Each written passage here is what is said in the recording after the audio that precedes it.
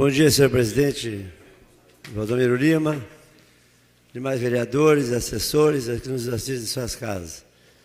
Na verdade, eu venho aqui nessa tribuna hoje de forma muito especial solicitar ao presidente desse poder que nós possamos nos reunir, presidente Adhemar Ornel.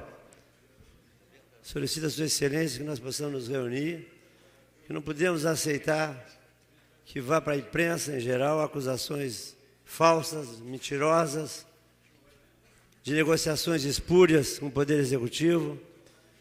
E eu, desta casa aqui, não faço esse tipo de trabalho e tenho certeza que meus colegas também não. Mas colegas nossos estão indo para a imprensa, 13 horas na Rádio Universidade, Cleiton Rocha, fazendo acusações gravíssimas que vereadores que votaram a favor da planta genérica do IPTU haviam sido contemplados com cargos, benesses, e eu não aceito essa acusação, ela é falsa, mentirosa, e partindo de uns membros desta casa tem que haver um esclarecimento de público aqui. Eu falei na época que se trouxesse os nomes, desse nomes aos bois, pois o meu nome não estaria naquela situação ali com certeza, afirmo, assino embaixo. Então eu quero que o Poder Legislativo se reúna e tome uma decisão, o colega vai ter que se retratar, porque ele vai ter que provar, se ter provas, vai ter que provar quem se contemplou, quem foi beneficiado. Porque eu fui a todas as audiências, as reuniões em relação à planta genérica do IPTU e fui favorável, mantive com dignidade o meu voto e mantenho ainda, porque acredito eu que esta casa, esse projeto da planta genérica do IPTU é de todos nós vereadores, e todos foram beneficiados, porque foi a maior isenção na história de Pelotas. Nunca houve tanta isenção de IPTU como agora. Entendo eu que houve uma justiça social, tem casos que são exceções, já vi alguns, mas as exceções são tratadas a nível de secretaria, não a nível de jogar nos microfones das emissoras de rádio, na imprensa, que colegas foram mal, vamos dizer assim, na condução da coisa pública. Então eu quero afirmar que votei sim por uma mais justa contribuição para que o Poder Executivo pudesse realizar melhorias. E as melhorias estão vindo, de uma forma ou de outra estão vindo, embora a gente faça críticas, mas nós sempre apontamos caminhos. Então essa é a minha manifestação, senhor presidente, no sentido de apurar e retratar a população quem foram esses que se beneficiaram.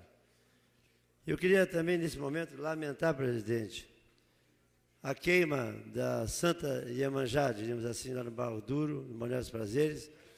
Cremos nós que foi uma ação de vândalos, precipitada, criou um desconforto entre o Executivo, Legislativo, desnecessário. Sabemos nós que o melhor para a sociedade, para a população, é a independência e a harmonia dos poderes. E aí não tem acontecido isso. Tudo gera atrito, tudo gera desconforto, e quem sofre isso é o povo que vive como marisco nesta situação.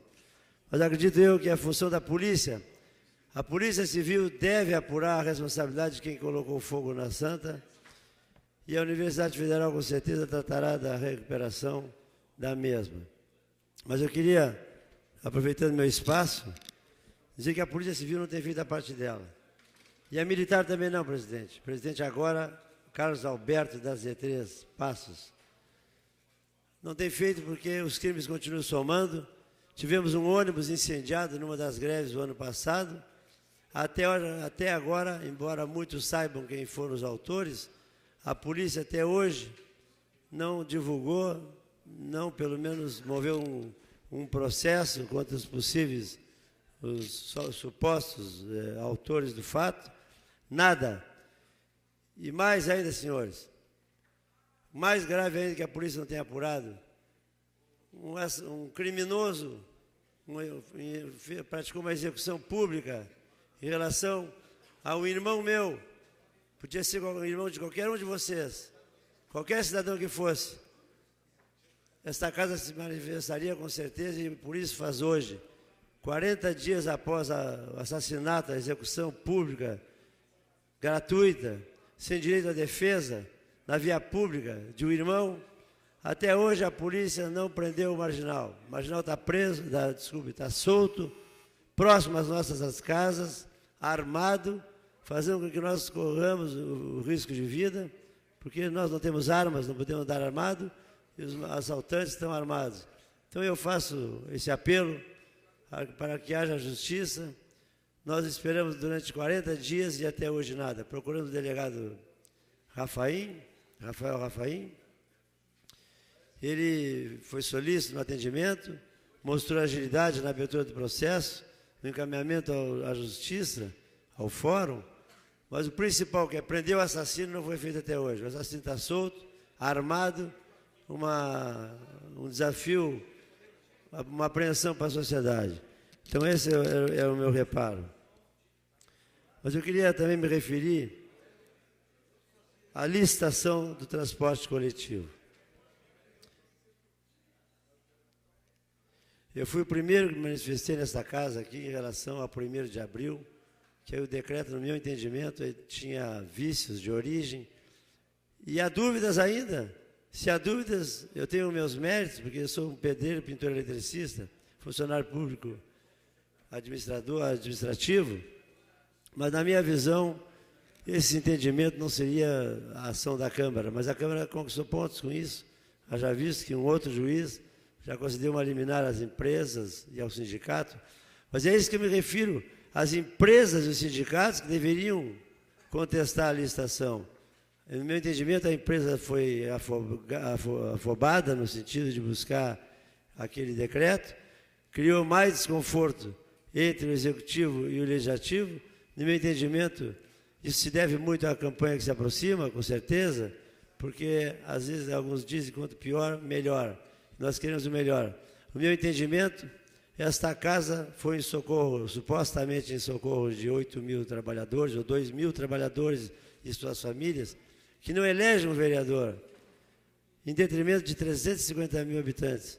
Até citei um exemplo, que a vereadora Fran foi vaiada por falar a verdade. A vereadora Fran falou aqui que as pessoas nos bairros e vilas, elas querem conforto, horário e segurança. E nós praticamente não temos nada disso no nosso transporte. Nós não queremos que as empresas que estão aí saiam. Nós queremos que elas realizem um excelente trabalho. Agora, quem vai dizer isso é a licitação. A licitação é pública e ela foi imposta pelo Ministério Público, pela Justiça, e tem que ser cumprido. Então, nós torcemos para que haja um mar mais calmo em relação ao transporte público e que a sociedade possa sair ganhando. Mas eu quero falar em coisas boas também, mas antes disso eu quero fazer um apontamento de uma crítica à tão esperada usina de asfalto. 2 anos esperamos, ela viria para novembro, dezembro, janeiro, só que até agora ela conseguiu fazer menos de 300 metros de asfalto. E a nossa preocupação é essa, as pessoas nos cobram. Eu continuo morando na vila, as pessoas nos cobram muito o acesso à trafegabilidade no transporte coletivo, onde nós teríamos um grande projeto, que sem dúvida alguma viria uma revolução em Pelotas, quando todas as ruas em torno de 300 metros, ou que tivesse o horário, o itinerário do ônibus, seria contemplada com pavimentação. Fosse ela asfáltica, fosse ela online, bloco de concreto, né? Que seja da forma que fosse, mas até agora nada. Tivemos um exemplo ali na Ferroviana, um excelente trabalho, mas que levou 2 ou 3 semanas. Se nós formos nessa proporção, nós vamos invadir 2016 e não vamos fazer 10% do que a sociedade espera, do que a sociedade aspira. Então, nós queremos uma maior agilidade, que uma usina, como diz o nome, que possa gerar realmente, contendo as expectativas da sociedade. Mas eu queria, já no final do campeonato de praia maior do Rio Grande do Sul, campeonato lá do Barro Duro, convidar os seus vereadores para que compareçam lá. O campeonato não pode ser só do Roger, do Marcola e do Gaúcho, o campeonato é de todos nós. Essa casa aprova todas as demandas da região lá, e eu gostaria que vocês participassem no domingo e no sábado, que a presença de vocês é importante, porque principalmente o tenente Bruno, que tem muito acesso ao Balneário dos Prazeres, ainda não foi lá nos fazer uma visita, Mas nós queremos que todos possam, de uma forma ou de outra, passar a dar um abraço aos nossos torcedores, cumprimentar a presidente Ana Ruosso, que está praticamente em final de seu mandato, em véspera de renovação da presidência, pelo excelente trabalho, pela segurança, a tranquilidade, a visibilidade, por tudo que tem feito lá. Tendo em vista, então, o término do meu tempo, eu encerro a minha fala e agradeço a atenção e até a próxima oportunidade.